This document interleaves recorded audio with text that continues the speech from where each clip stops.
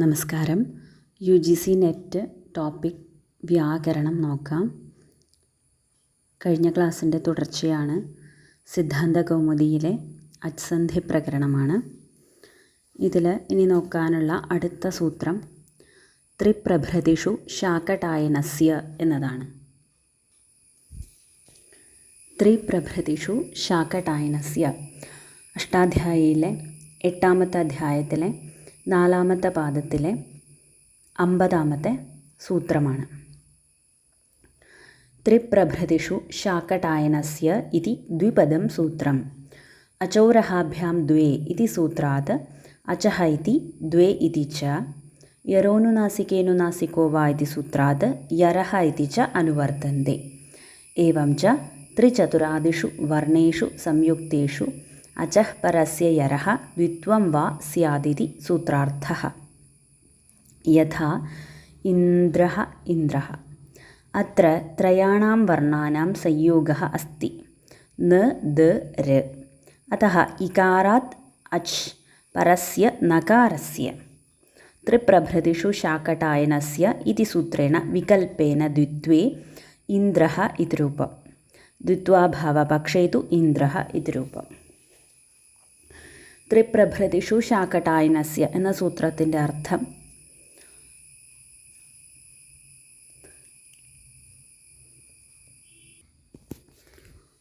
മൂന്നോ അതിലധികമോ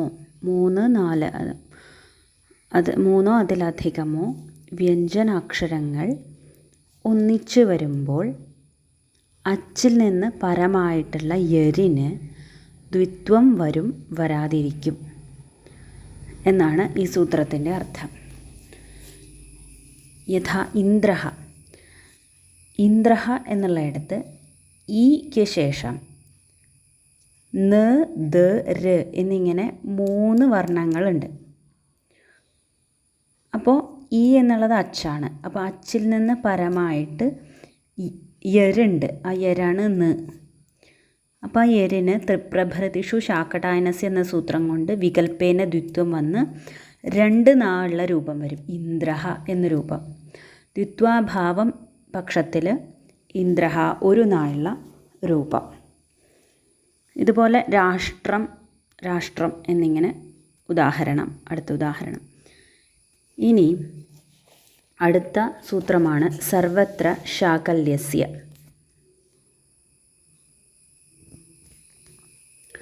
സർവത്ര ശാകല്യസ്യ. സർവത്ര ശാകല്യസ്യ ഇതി ദ്വിപദം സൂത്രം. അചോരഹാഭ്യാം ദ്വേ ഇതി സൂത്രാത് അചഃ ഇതി ദ്വേ ഇതി ച നാദിന്യാക്രോശേ പുത്രസ്യ ഇതി സൂത്രാത് ന ഇതി യരോനുനാസികേനുനാസികോ വാ ഇതി സൂത്രാത് യരഃ ഇതി ച അനുവർത്തന്തെ.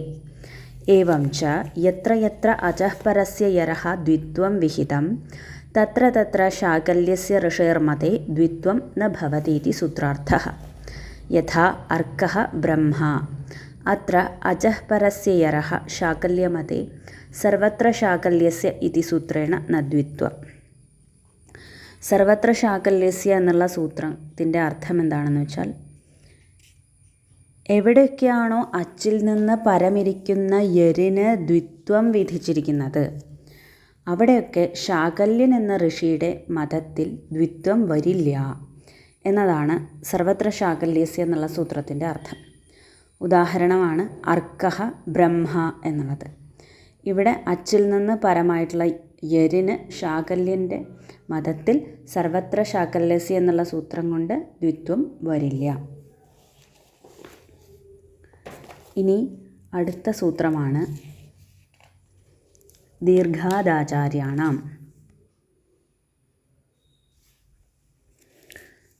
ദീർഘാദാചാര്യാണാം. ദീർഘാത് ആചാര്യാണാം ഇതി പദച്ഛേദഃ. അചോരഹാഭ്യാം ദ്വേ ഇതി സൂത്രാത് ദ്വേ ഇതി നാദിന്യാക്രോശേ പുത്രസ്യ ഇതി സൂത്രാത് ന ഇതി യരോനുനാസികേനുനാസികോ വാ ഇതി സൂത്രാത് യരഃ ഇതി ച അനുവർത്തന്തെ. ഏവം ച കേഷാഞ്ചിദാചാര്യാണാം മതേ ദീർഘാത് പരസ്യ യരഃ ന ദ്വിത്വം ഇതി സൂത്രാർത്ഥഃ. യഥാ ദാത്രം പാത്രം. അത്ര ദീർഘാത് ആകാരാത് പരസ്യ തകാരസ്യ യരഃ ദീർഘാദാചാര്യാണാമിതി സൂത്രേണ ദ്വിത്വം ന ഭവതി. ഈ സൂത്രത്തിൻ്റെ അർത്ഥം എന്താണെന്ന് വെച്ചാൽ, ചില ആചാര്യന്മാരുടെ അഭിപ്രായത്തിൽ ദീർഘത്തിൽ നിന്നും പരമിരിക്കുന്ന യരിന് ദ്വിത്വം വരില്ല എന്നാണ്. അതിനുദാഹരണമാണ് ദാത്രം, പാത്രം. ഇവിടെ അച്ച് തന്നെയാണ്, ആ ദീർഘമാണ്. ദാത്രം എന്ന് പറയുമ്പോൾ ആകാരമാണ്. അപ്പോൾ ദീർഘമായിട്ടുള്ള ഈ ആകാരത്തിൽ നിന്ന് പരമായിട്ടുള്ള തകാരത്തിന്, അതായത് യരിന്, ദീർഘാദാചാര്യാണം എന്ന സൂത്രം കൊണ്ട് ദ്വിത്വം വരില്ല. ഇനി അടുത്ത സൂത്രമാണ് അചോരഹാഭ്യാം ദ്വേ.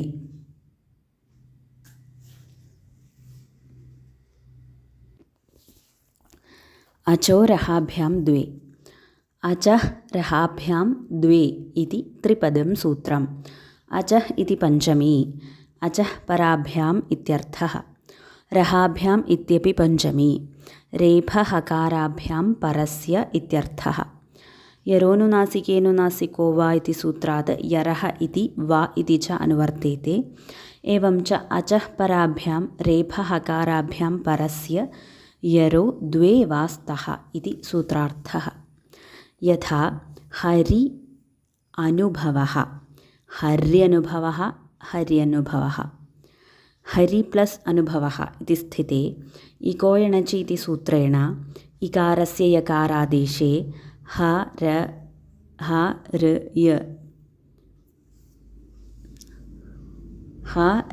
യ അനുഭവഃ ഇതി ജാതേ അചോരഹാഭ്യാം ദ്വേ ഇതി സൂത്രേണ രേഫാത് പരസ്യ യകാരസ്യ ദ്വിത്വേ ഹര്യനുഭവഃ ഇതി രൂപം. ദ്വിത്വാഭാവപക്ഷേ തു ഹര്യനുഭവഃ ഇതി രൂപം. അചോരഹാഭ്യാം ദ്വേ എന്നുള്ള സൂത്രത്തിൻ്റെ അർത്ഥം എന്താണ് എന്ന് വെച്ചാൽ, അചഃ പരാഭ്യാം രേഫഹകാരാഭ്യാം പരസ്യ, അച്ചിൽ നിന്ന് പരമിരിക്കുന്ന രേഫഹകാരങ്ങളിൽ നിന്ന് പരമിരിക്കുന്ന യരിന് ദ്വിത്വം വരാം, വരാതിരിക്കാം. ഇതാണ് അചോരഹാഭ്യാം ദ്വേ എന്നുള്ള സൂത്രത്തിൻ്റെ അർത്ഥം. അതായത് ഹരി പ്ലസ് അനുഭവഃ എന്നിരിക്കുന്നു. അപ്പോൾ ഇവിടെ ഹരി പ്ലസ് അനുഭവഃ എന്നിരിക്കുമ്പോൾ ഇകോ എണജി എന്നുള്ള സൂത്രം പ്രവർത്തിക്കാം. ഇകോ എണജി എന്നുള്ള സൂത്രത്തിൻ്റെ അർത്ഥം എന്താണ്? ഇകഹ സ്ഥാനെ യണ് സ്യാദ് അജി സംഹിതായാം വിഷയെ എന്നാണ്. ഇക്കിൻ്റെ സ്ഥാനത്ത് അച്ചുപരം ഇരിക്കുമ്പോൾ സംഹിതാ വിഷയത്തിൽ എന്ത് വരാം? യണ് വരാം. അപ്പോൾ ഹരി എന്നുള്ളിടത്ത് ഈ ഇക്കാണ്, അതിന് പരമായിട്ട് അനുഭവഃ എന്നുള്ളിടത്ത് അച്ചുണ്ട്.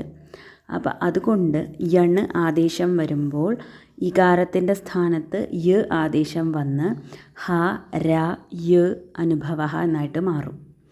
അങ്ങനെ മാറുമ്പോൾ ആണ് അചോരഹാഭ്യാം ദ്വേ എന്നുള്ള സൂത്രം പ്രവർത്തിക്കാം.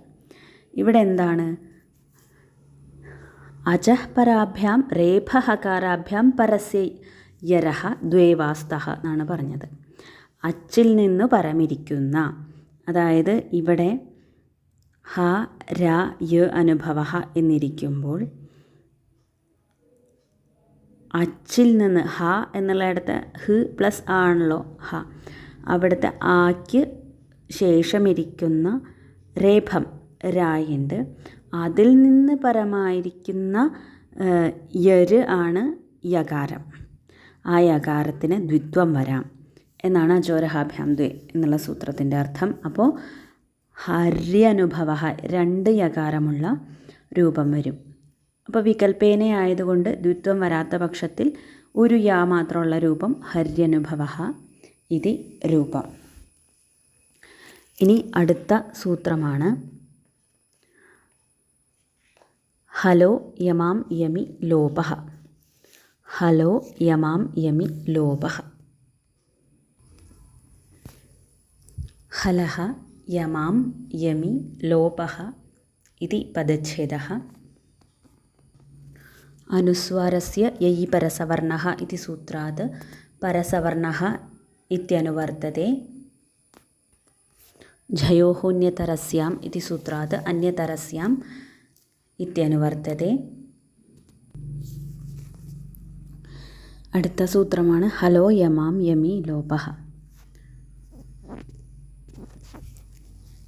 ഹലഹ പരസ്യ യമോ ലോപഃ സ്യാദ്വാ യമി. അതായത് ഹലിൽ നിന്ന് പരമിരിക്കുന്ന യമിന് ലോപം വരാതിരിക്കാം യമ് പരമിരിക്കുമ്പോൾ. ഹലിൽ നിന്ന് പരമായിട്ട് യമ് ഉണ്ട്. യമ് എന്ന് പറയുമ്പോൾ ആ പ്രത്യാഹാരങ്ങളെ മനസ്സിലാക്കണം. ആ യമിൽ നിന്ന് പരമായിട്ട് വീണ്ടും യമ് വരികയാണെങ്കിൽ ആ യമിന് ലോപം വരാതിരിക്കാം. അപ്പോൾ ഇവിടെ ഹ ര യ അനുഭവഃ എന്നിരിക്കുമ്പോൾ അചോരഹാഭ്യാം ദു എന്നുള്ള സൂത്രം കൊണ്ട് ആ യകാരം ഇരട്ടിച്ച് ഹ ര യ അനുഭവഃ എന്നായിട്ട് മാറി. അപ്പോൾ ഇവിടെ ര എന്ന ഹലിൽ നിന്ന് പരമായിട്ട് യമിൽ പെട്ട യ ഉണ്ട്. അതിൽ നിന്ന് പരമായിട്ട് വീണ്ടും യ ഉണ്ട്. അതുകൊണ്ട് ആദ്യത്തെ യമിന് ലോപം വരാം. അപ്പോൾ ഒരു യാളുള്ള രൂപം ഹര്യനുഭവഃ എന്ന് കിട്ടും. ഇനി ലോപം ഇല്ലാത്ത പക്ഷത്തിൽ 2 യാ ഉള്ള രൂപം തന്നെ കിട്ടുന്നു. ഇതാണ് ഹലോ യമാം യമി ലോപഃ എന്ന സൂത്രം. ഇനി അടുത്ത സൂത്രമാണ് ഏചോ അയവായാവഃ.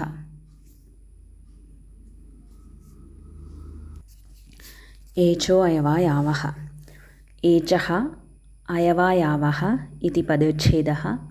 ഏചഃ ഇതി ഷഷ്ഠി.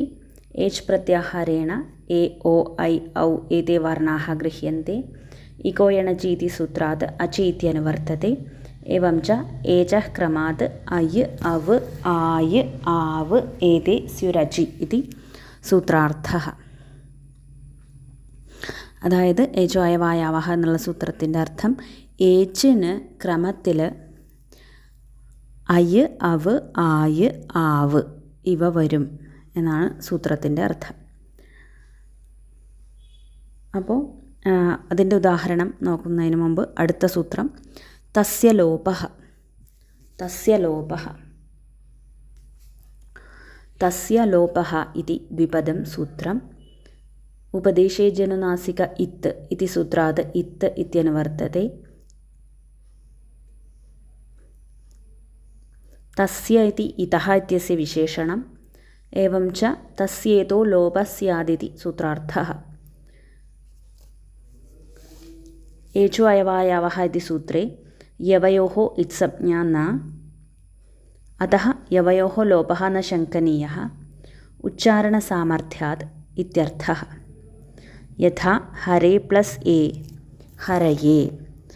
हरे प्लस ए इति स्थिते एकारे अचिपरे एचो अयवायावः इति सूत्रेण रेफात् परस्य एकारस्य अयादेशे हरय ए हरये इति रूपം. അതായത് ഏചോ അയവായാവഃ എന്നുള്ള സൂത്രത്തിൻ്റെ അർത്ഥം പറഞ്ഞു. ഏച്ചിന് ക്രമത്തിൽ അയ് അവ് ആയ് ആവ് എന്നിങ്ങനെ ക്രമത്തിൽ വരും എന്ന് പറഞ്ഞു.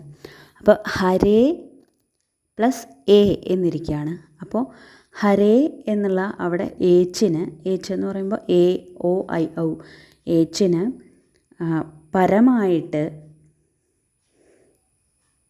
അച്ചിരിക്കുകയാണ്. എ എന്നുള്ള അച്ചിരിക്കുകയാണ്. അതുകൊണ്ട് ഹരേ എന്നുള്ളിടത്ത് ഏച്ചിന് ഏചോ അയവായാവഃ എന്നുള്ള സൂത്രം കൊണ്ട്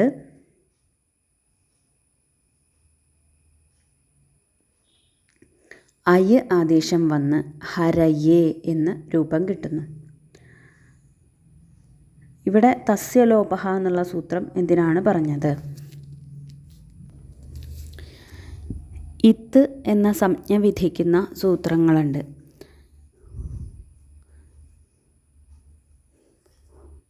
ഉപദേശേ ജനുനാസിക ഇത്ത്,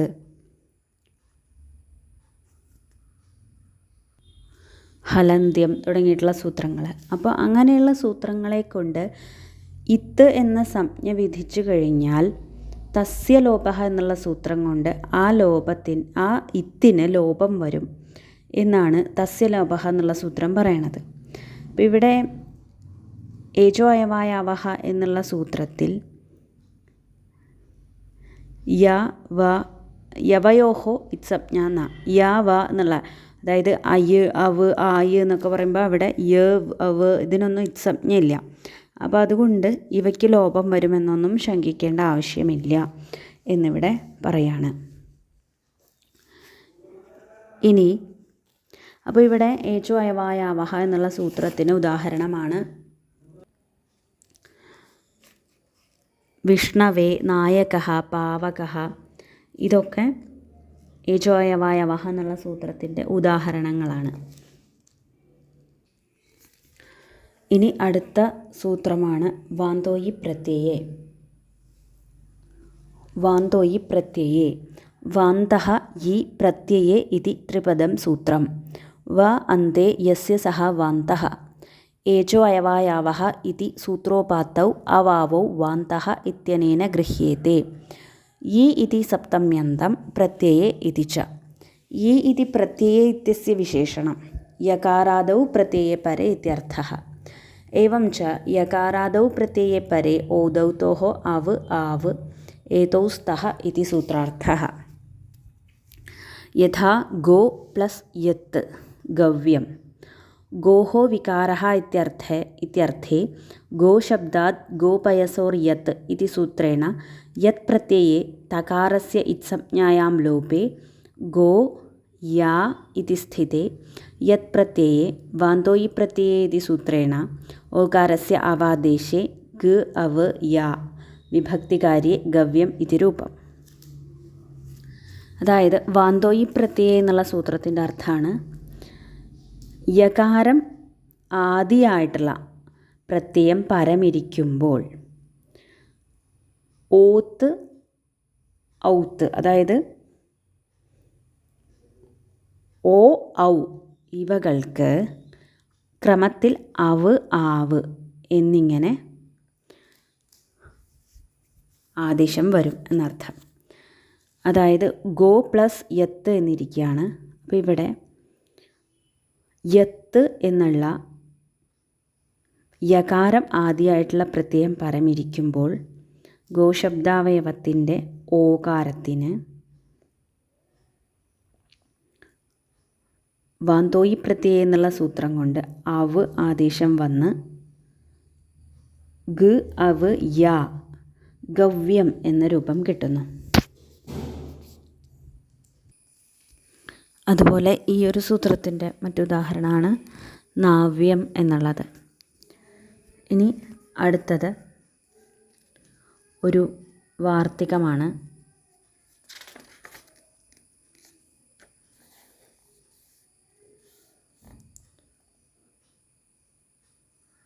ഗോർയുതൗ ഛന്ദസ്യുപസംഖ്യാനം എന്നൊരു വാർത്തികമാണ്. ഗോർയുതൗ ഛന്ദസ്യുപസംഖ്യാനം. ഛന്ദസി യൂതിശബ്ദേ പരേ ഗോശബ്ദസ്യ ഓകാരസ്യ സ്ഥാനെ അവ ഇതി വാന്താദേശേ ഭവതി ഇതി ഉപസംഖ്യാനം. ആദേശോ ഭവതി. ഛന്ദസിൽ യൂതിശബ്ദം പരമിരിക്കുമ്പോൾ ഗോശബ്ദത്തിൻ്റെ ഓകാരത്തിൻ്റെ സ്ഥാനത്ത് അവ് എന്ന വാന്താദേശം വരും എന്നതാണ് ഈ വാർത്തികത്തിൻ്റെ അർത്ഥം. ഇനി അടുത്ത വാർത്തികമാണ് അധ്വപരിമാണേച്ച. അധ്വപരിമാണേച്ച മാർഗപരിമാണവിശേഷേ ഗമ്യേ ഇതി ലോകേ യൂതിശബ്ദേ പരേ ഗോശബ്ദാവയവസ്യ ഓകാരസ്യ അവ് ഇതി വാന്താദേശസ്യ ഉപസംഖ്യാനം. യഥാ ഗോ പ്ലസ് യൂതിഃ ഗവ്യൂതിഃ. ഗോ പ്ലസ് യൂതിഃ ഇതി സ്ഥിതേ ഗോശബ്ദാത് യൂതിശബ്ദേ പരേ മാർഗപരിമാണേ അർത്ഥേ ഗമ്യമാനെ അധ്വപരിമാണേ ച ഇതി വാർത്തികേന ഓകാരസ്യ അവാദേശേ ഗ അവ യൂതിഃ ഗവ്യൂതിഃ ഇതി രൂപം. അധ്വപരിമാണേ ച എന്നുള്ള വാർത്തികം, അതിൻ്റെ അർത്ഥം മാർഗപരിമാണം, മാർഗത്തിൻ്റെ അളവ്, അങ്ങനെയുള്ള അർത്ഥത്തിൽ യൂതിശബ്ദം പരമിരിക്കുമ്പോൾ, എന്തിൽ നിന്ന്? ഗോശബ്ദത്തിൽ നിന്ന് യൂതിശബ്ദം പരമിരിക്കുമ്പോൾ ഗോശബ്ദാവയവമായ ഓകാരത്തിന് അവ് എന്നുള്ള വാന്താദേശം വരും എന്നാണ് അധ്വപരിമാണേച്ച എന്നുള്ള വാർത്തികത്തിൻ്റെ അർത്ഥം. അതായത് ഗോ പ്ലസ് യൂതിഃ എന്നിരിക്കുമ്പോൾ ഗോശബ്ദത്തിൽ നിന്ന് മാർഗപരിമാണ വിശേഷം എന്ന അർത്ഥത്തിൽ യൂതിശബ്ദം പരമിരിക്കുമ്പോൾ ആ ഓകാരത്തിന് അധ്വപരിമാണേച്ച എന്ന വാർത്തികം കൊണ്ട് അവ ആദേശം വന്ന് ഗവ്യൂതിഹി എന്ന് രൂപം കിട്ടുന്നു. ഇനി അടുത്ത സൂത്രമാണ് ധാതോസ്തന്നിമിത്തസ്യൈവ. ധാതോസ്തന്നിമിത്തസ്യൈവ ധാതോഃ തന്നിമിത്തസ്യ ഏവ ഇതി പദച്ഛേദഃ വാന്തോ യി പ്രത്യയേ ഇതി സൂത്രമനുവർത്തത്തെ. ഏചോ അയവായാവഃ ഇതി സൂത്രാത് ഏചഃ ഇതി ച തന്നിമിത്തസ്യൈവ ഇത്യനേനൈവ യകാരാദി പ്രത്യയസ്യൈവ ഇത്യർത്ഥഃ. एवं च यादौ प्रत्यये परे धातोरेजश्चेत् वान्तादेशादैः तन्निमित्तस्यैव स्यात् इति सूत्रार्थः. यथा लूञ् प्लस् यत् लव्यं. लूञ् धातोः कर्मणि यत् प्रत्ययः लु प्लस् या इति स्थिते इति यत् प्रत्ययमाश्रित्य सार्वधातुक अर्धधातुकयोः उकारस्य गुणः ओकारः लो च तत्र धात्वव्ययः ओकारः स च यत्प्रत्ययनिमित्तकः. अतः वान्तो हि प्रत्यये इति सूत्रेण ओकारस्य अकारादेशे ओकारस्य अवादेशे ल अवय विभक्तिकार्ये लव्यमिति रूपम्. ഈ സൂത്രത്തിൻ്റെ അർത്ഥം ഒരു ധാതുവിൻ്റെ അവസാനം ഏച്ച് വരെയാണ്.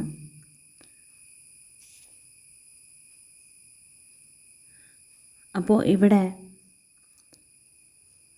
അതിനുശേഷം യ എന്ന് തുടങ്ങുന്ന ഒരു പ്രത്യയം വരികയാണെങ്കിൽ, യ തുടങ്ങുന്ന പ്രത്യയം വരികയാണെങ്കിൽ ആ ഏച്ചിൽ, അതായത് ഓ ഔ ഇവയ്ക്ക്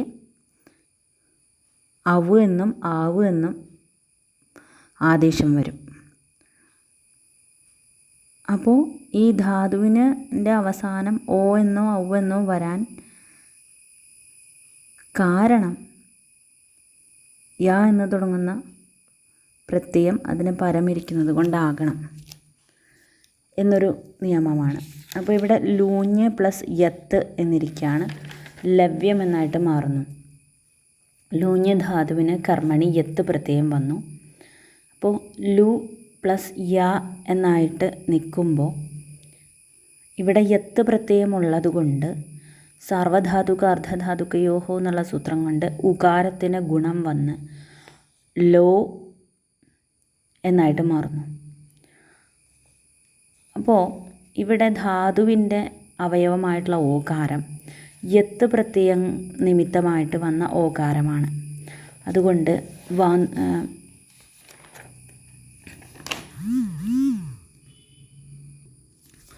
ഇവിടെ ഓകാരത്തിന് അവാദേശം വന്ന് ലവ്യം എന്ന് രൂപം കിട്ടുന്നു.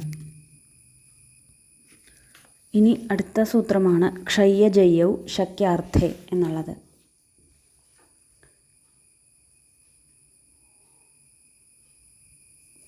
ക്ഷയ്യജയൗ ശക്യാർത്ഥേ. ക്ഷയ്യജയൗ ശക്യാർത്ഥേ ഇതി ദ്വിപദം സൂത്രം. ശക്യാർത്ഥകേ യാദൗ പ്രത്യये പരേ ക്ഷിക്ഷയെ ജിജയെ ഇതി ധാതോരേചഃ അയ് ഇതി യാന്താദേശനിപാതനാർത്ഥമിദം സൂത്രം. യഥാ ക്ഷി പ്ലസ് യത്ത് ക്ഷയ്യം. ക്ഷി ധാതോഃ ക്ഷേതും ശക്യം ഇത്യർത്ഥേ अचो यत् इति सूत्रेण यत् प्रत्यये तकारस्य लोपे क्षी या इति स्थिते सार्वधातुक अर्धधातुकयोः इति सूत्रेण गुणे क्षेय इति जाते.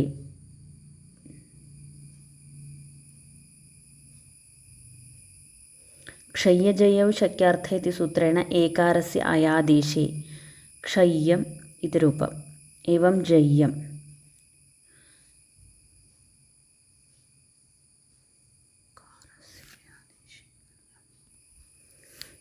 അതായത്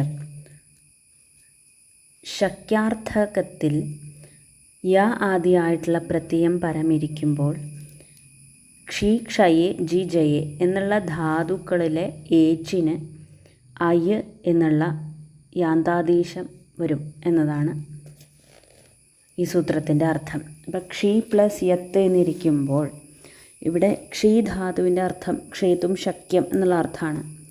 അപ്പോൾ ഇവിടെ അചോയത്ത് എന്നുള്ള സൂത്രം കൊണ്ട് യത്ത് പ്രത്യയം വന്നു.